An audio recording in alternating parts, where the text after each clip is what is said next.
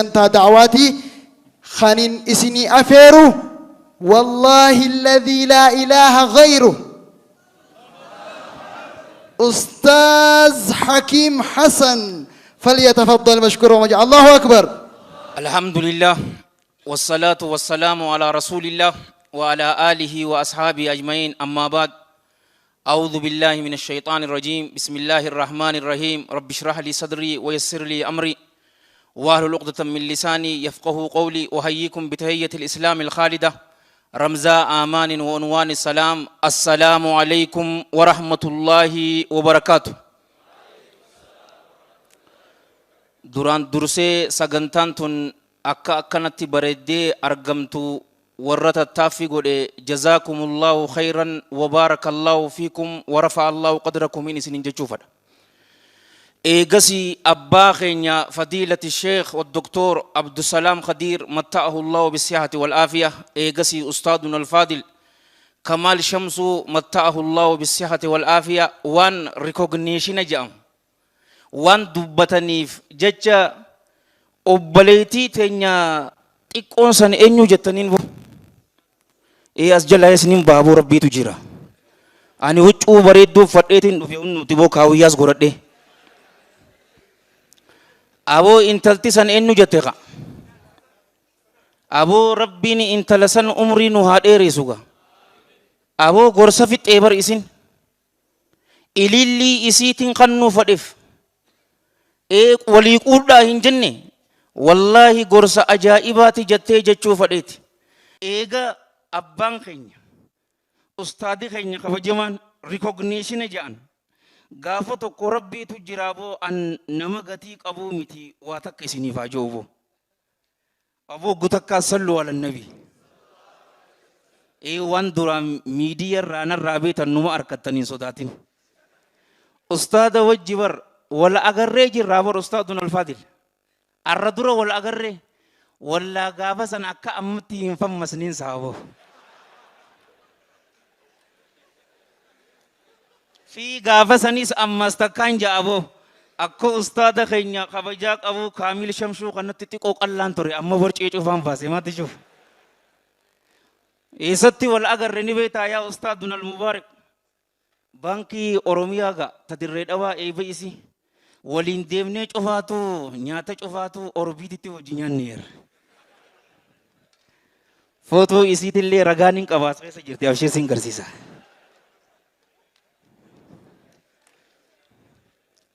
guyyaa tokko oduun akkanumatti iccitii waan takkaa takkaas haajuu rabbuma jira. yeroo ani gorsa godhu bar xiqqoos akkuma ammaan tanaa namaan kofalchiisaa bar waan kana lubbuu tiyya keessaa hin finnee yoonin isiniin jee akkam jettan. imaam abu haatim muhammad ibn hibbaan albusti rahmatullahi alayhi rahmatan waasi'a kitaaba ajaa'ibaa tokko qaba rawdatul uqalaa caffeelee warra aaqiltootaa kajiru. collee daa'ii jechuun nama qaldii akka itti godhu beekuu jee garuu isii tana nin qabaa waan sahuuti aboo rabbiin waa kannubo. maaliif akka duraanii saniin jirtu qaaboo tapha jijjiiruu qabda ijoolleen amman tanaa tiktaakii fi marree beetii fi ana kamaan tiktaakii isiniin beeka jetteetuma qaldii godhaa neexaaf hadiita. hakiim hassan zeeroo obboleessoo ummata gurguddaa kanan agartuuf rabbii jiraati. ahbaabii fillah takkataa wal jaaladha. anillee waa hedduu takkaatu na dhaggeeffame wallaahi muhaadaraa hedduu takkaan dhaqe.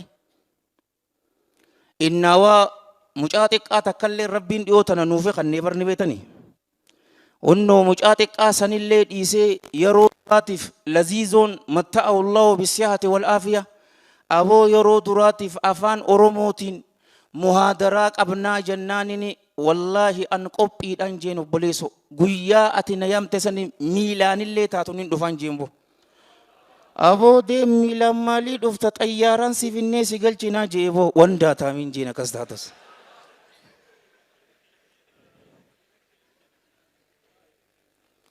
wanni rasuulli keenya sallallahu alayhi wa alihi wa sallam yeroo madiinaa dhaqan dura makkatti muhaajirtoota qabaniiti bar walitti obboleeyyan godhan.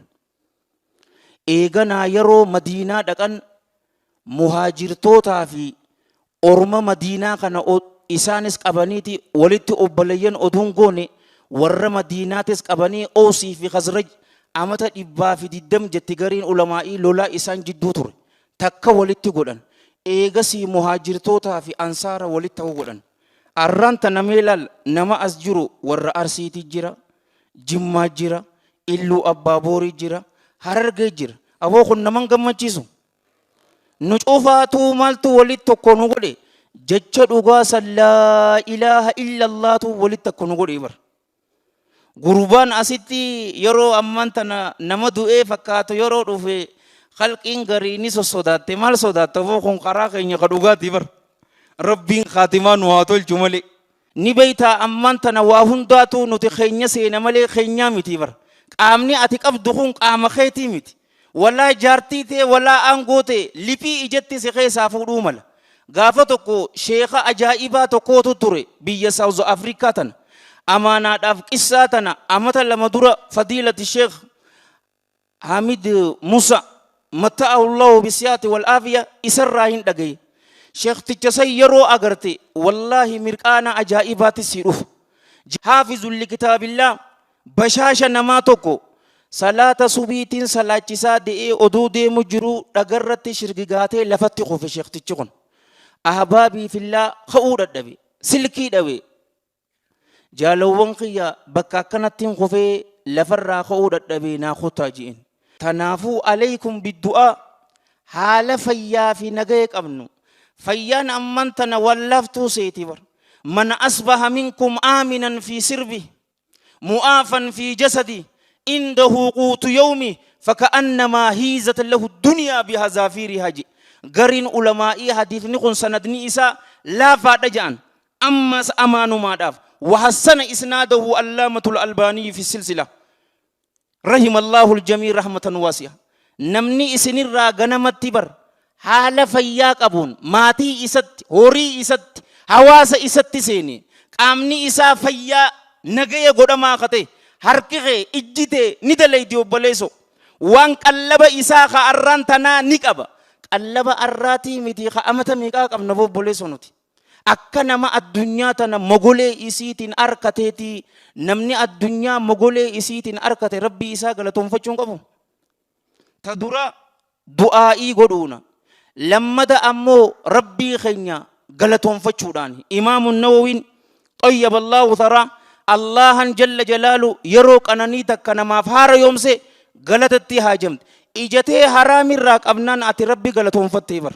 Wa ammaa bini'imati rabbika فهدف ربي مالك سيخني مالك خيتين يتيما في حواس خيتي يود أبتي أتي ربي خي غلطهم فتجرت يو قرقودا تاتي أمو أفان قفان الحمد لله جتشودان إن غلطهم فنين بيكم سيوسي خني بيكم سخيتين حواس خي جلا حواس خي إناد أبتشو قبدان إيكونومي أكا أما أغر تغن وهندك آلوي جتتي ويواتمو ati rahimur rahmani jira jettee warra tawakkula qabu gabbeheetis nin falata garuu inni ni razaqa hadiisa bareedduu takka isin yaa'imu. Man ja'ala al-humuma hamman waahidan hamma aakhiratihi kafaahu Allahu hamma duniyaaji. Man ja'ala al-humuma hamman waahidan namni yaadawwan isaa yaada takko godhe hamma aakhiratihi yaadni sanuu yaada aakhiraa ni beekamte beekamtii ta'e eenyuuf beekamte daayispooraa fi shamara biyya arabaa xam godhuuf beekamte wallaa isaatun naaqanne isumaaf haa deebitu obboleesso eeqa isaan naaqanne mokkam isumaaf haa deebitu beekumsa sii qanne lubbuu teetirraa wallaalummaa dhabamsiistee hawaasa keetirraa dhabamsiistamoo beekumsa qabduuni ulamaa'ii rabbaanii daa'ii saadiqoota itti arrabsita. Amma wanni kanaa tunis ni jirti ni beektaa miti. Taargeeta ulamaa'ii rabbaanii daa'ii saadiqootuma arrabsu. Maali boo sifaan akkanaa sifaa muuminaati? Yaadawwan isaa yaada aakhiraa godhe da'awaa goota rahiimur rahmaan barbaaduuf yoo akkas taate habiibii fillaa abshir addunyaa guutuutu da'awaa ta'e dhagaya.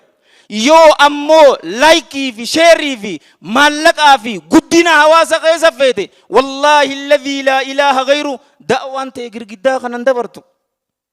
ومن تشعبت به الهموم في أهوال الدنيا لم يبال الله في أي أوديتها هلك.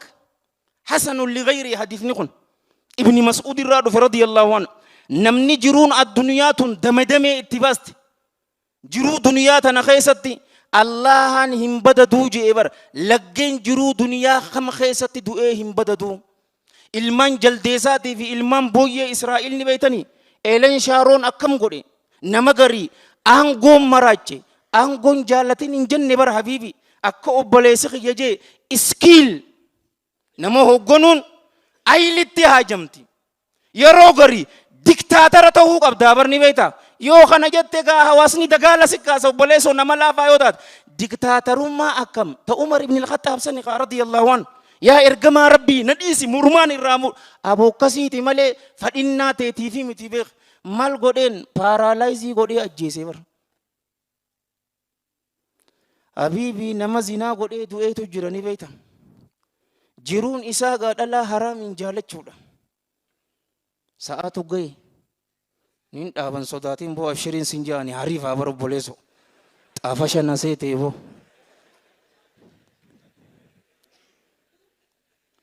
isinirraa gabaabsee taan ahibbatii fillah waan lubbuu ta'e durallee lubbuu tiyya yaadachiisu alharbu sana walmaska yoom harbiin amata dheeraa deemti guyyaa tokko qabamuun injifannoo fi injifatuun guyyaa takkaa beeki keessaawuu nama dura dhaabbatee nuti warra nama gorsu aboo rabbiin ni dandahaati sitirii isaa bareedduu rabbi nurraa hin kaasin wallahi sitirii isaa malee dalagaa gaarii habbaa takka hin qabnu ni beekta yeroo namni si jaalate ati waan hariifa taatee fi miti bar allahan xurii ta'e dhoyseetiti hawaasa kee waan gaarii garsiise kafarsan sitirii rabbiiti malee ati miti tanaafuu sitirii tana rabbi nurraa hin kaasin ammallee warra sitiriin san isaan deedirraa rabbi nun godhini aboo warra as jirtan cufaatu rabbi yaadaa muraada keessan isiniif haa guutu obboleeyyan keenya waan kanaan warra dhaabbate rabbi yaadaa muraada isaanii haa guutu allahumma salli wa sallim wa baarik ala sayyidina muhammadin wa ala jamiil mursaliin wa akhiru da'waana alhamdulillahi rabbil alamin wassalaamu alaykum wa rahmatullahi wa barakatuh.